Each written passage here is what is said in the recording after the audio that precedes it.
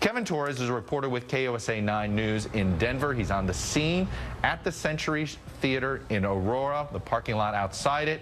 What can you tell us? What new information have you learned in the last few minutes?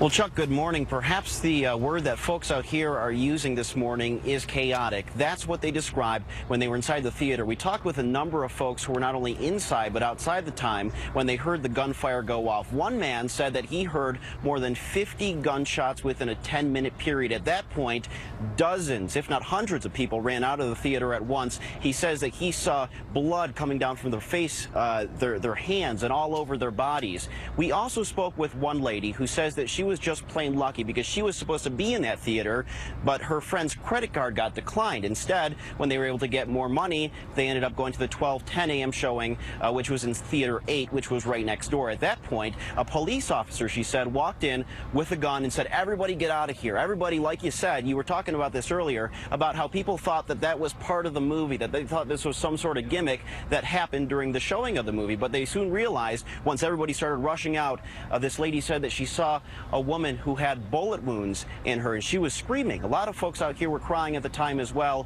and she said that she stared into this one lady's eyes, gazing into them, and she said that she will never forget the look of horror that she saw out here. At this hour, we're still waiting to hear from the chief of police from the Aurora Police Department, who's going to update us on the latest information. As you said, 14 people have died in this incident, 10 inside the theater and 4 at nearby hospitals. 50 were wounded. A chaotic scene out here when police officers, because they couldn't get ambulances here fast enough, had to bring these victims to the hospitals as fast as they can.